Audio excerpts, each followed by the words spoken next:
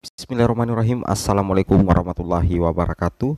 Jumpa lagi dengan saya di Abil Maiwa Channel. Jadi teman-teman, channel ini merupakan channel pendidikan tempat kita berbagi tentang aplikasi pendidikan, soal-soal P3K, info dan tips dan triks komputer. Jadi pada video kali ini teman-teman ya, kembali lagi admin akan membahas sesi pembahasan soal.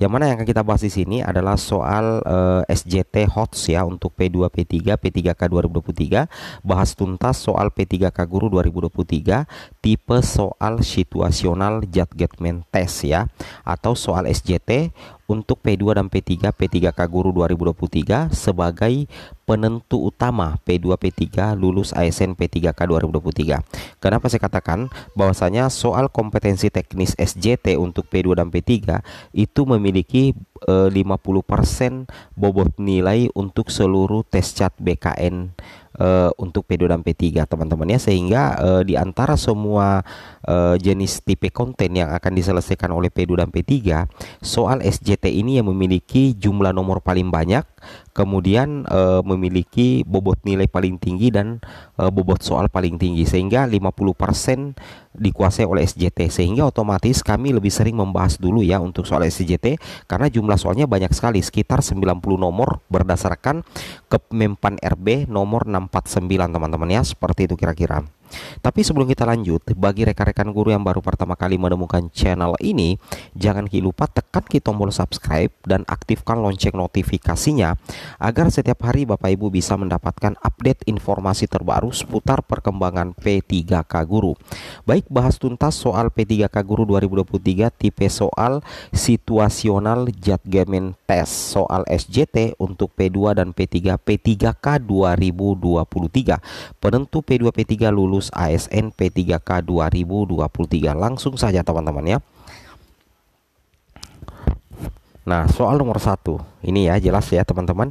Soal nomor 1, soal SJT ya untuk P2 dan P3. Di sekolah Bu Ninik terjadi kasus intoleransi di mana salah satu peserta didik beberapa kali membuang barang temannya yang berbeda kelas sosial dan ekonominya untuk memberikan pertolongan bagi korban untuk ekonominya. Untuk memberikan pertolongan bagi korban, Bu Ninik dapat A. bersegera menangani isu yang terjadi dengan mencari informasi secara menyeluruh, B. memanggil pelaku intoleransi dan segera memberi tindakan, C. mengeluarkan pelaku intoleransi dari satuan pendidikan, D. bersikap subjektif terhadap isu yang terjadi dengan berpihak pada pelaku, yang E yaitu memberi penjelasan pada korban bahwa bercanda merupakan hal yang wajar terjadi di sekolah. Jadi di sekolah Bu Ninik ini teman-teman itu terjadi intoleransi ya. Ada satu peserta didik yang membuang barang temannya karena berbeda kelas sosial ekonomi, karena berbeda kelas sosial ekonomi teman-teman ya. Nah ini otomatis ada satu peserta didik yang tidak menghargai temannya karena status strata sosial dan ekonominya. Nah kalau hal ini terjadi, kira-kira apa yang dilakukan oleh Bu Nunuk? Teman-teman silahkan jawab dulu ya di kolom komentar. Nah, oke ya. Jadi apa ya teman-teman ya? Kalau menurut kami pribadi ya, kalau kita mulai dari option A, bersegera menangani isu yang terjadi dengan mencari informasi secara menyeluruh, it's okay, ini masuk rumus ya. B. memanggil pelaku intoleransi dan segera memberi tindakan, ini juga benar teman-teman ya. Kemudian mengeluarkan pelaku intoleransi dari satu pendidikan, tidak langsung dikeluarkan sih ya, jadi kurang tepat sih ya. Bersikap subjektif terhadap isu yang terjadi dengan berpihak pada pelaku, ini salah ya, karena membela yang salah. Kemudian memberi penjelasan pada korban bahwa bercanda merupakan hal yang wajar terjadi di sekolah, salah juga. Jadi ada dua opsi terkuat antara A dan B. Kira-kira teman-teman pilih yang mana? Pilih A atau pilih B? Jadi sasarannya di sini karena cuma satu peserta didik ya.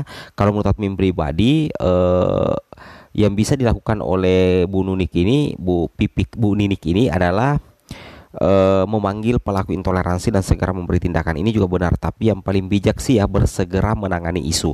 Kalau guru bersegera menangani isu berarti pelaku itu sudah dipanggil teman-teman, tapi harus kita mencari dulu informasinya secara menyeluruh, jangan asal mengambil tindakan dulu teman-teman ya, seperti itu kira-kira.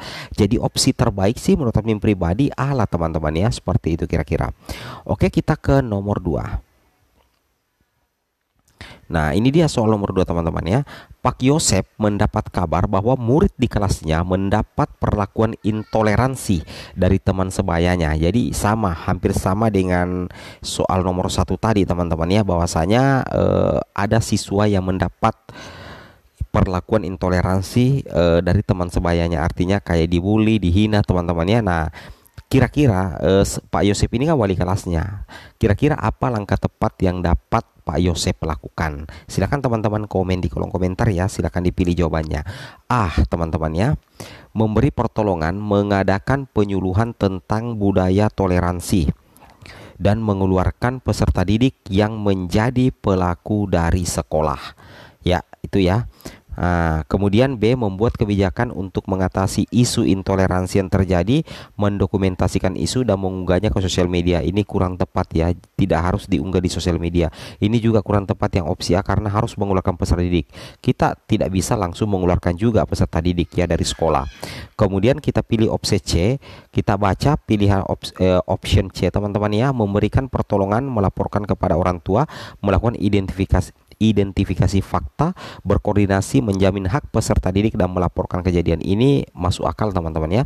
Tapi kita belum pilih dulu, kita baca dulu semua optionnya teman-teman. D, laporkan kepada instansi agama di sekitar sekolah dan membuat isu menjadi viral. Ya, ini kurang tepat ya, karena diviralkan lagi. E, melindungi korban intoleransi dan menghukum berat pelaku yang telah melakukan intoleransi. Ini menghukum berat ini sebenarnya kurang tepat untuk sekarang teman-teman. Jadi opsi yang paling tepat itu adalah C.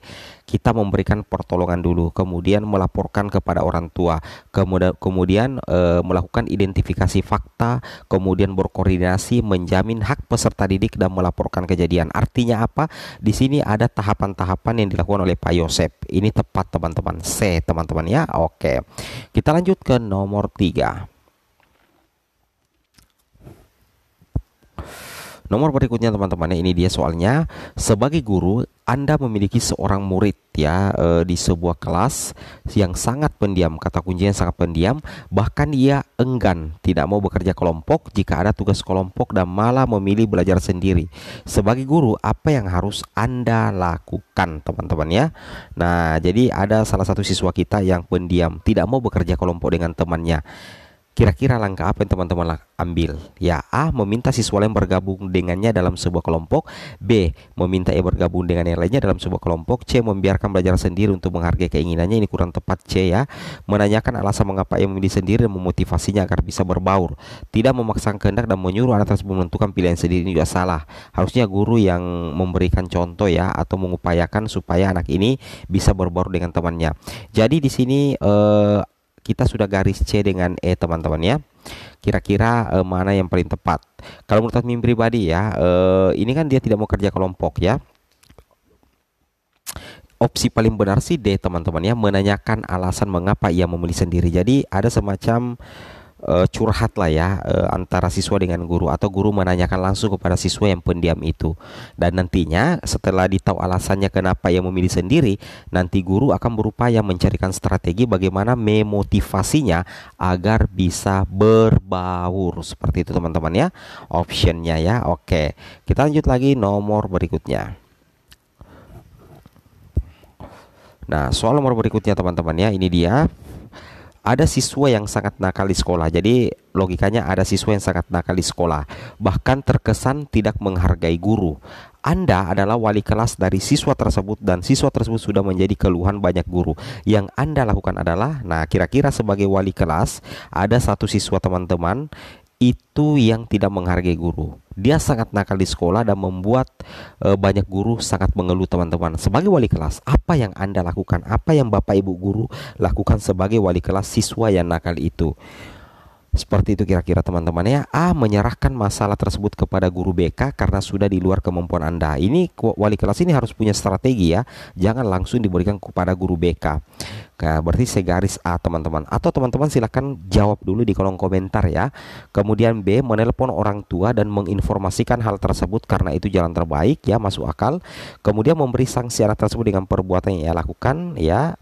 Melakukan pendekatan secara individu dengan siswa tersebut untuk mendapatkan solusi terbaik. masuk akal, menghukum dengan hukuman. Ya, ini kita garis. Jadi ada 3 opsi jawaban yang kemungkinan mendapatkan bobot nilai paling tinggi. Silakan teman-teman komen dulu di kolom komentar.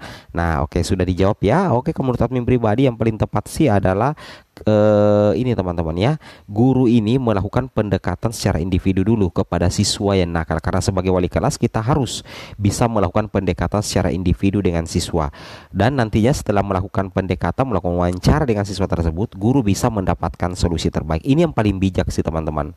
Kalau memberikan sanksi, bukan zamannya lagi memberikan sanksi teman-teman.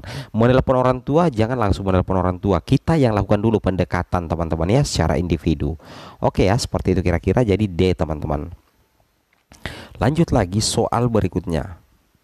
Nah, ini dia soal berikutnya teman-teman ya. Di sekolah, selain guru baru, Anda diberi tugas tambahan sebagai kepala perpustakaan sekolah, padahal Anda memiliki zero knowledge tentang perpustakaan.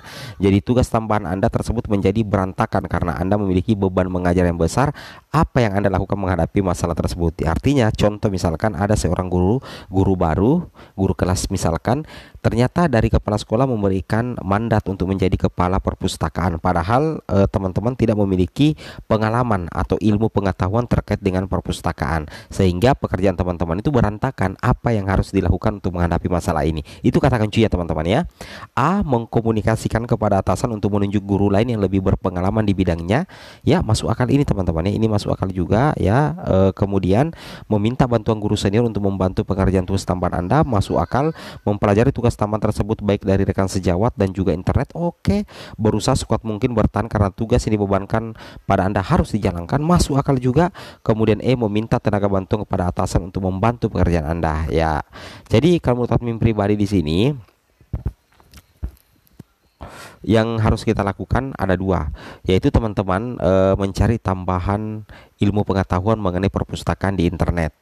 Nah, kemudian teman-teman juga bisa mendapatkan informasi dari rekan sejawat. Kenapa teman-teman pilih C? Alasannya apa? Karena kata kuncinya di sini zero knowledge. Zero knowledge berarti tidak memiliki pengetahuan tentang perpustakaan. Sehingga apa yang harus kita lakukan ketika kita tidak memiliki pengetahuan sebagai pustakawan, maka teman-teman mempelajari tugas tambahan tersebut baik dari rekan sejawat maupun di internet. Ini yang paling tepat teman-teman. Kita pelajari dulu. Kita yang cari sendiri dulu teman-teman sebelum kita meminta bantuan kepala sekolah. Oke teman-teman ya, seperti itu kira-kira ya opsi C teman-teman. Atau ada yang berbeda silahkan komen di kolom komentar. Oke, kita langsung ke nomor terakhir. Nah, nomor terakhir ini silahkan teman-teman jawab di kolom komentar.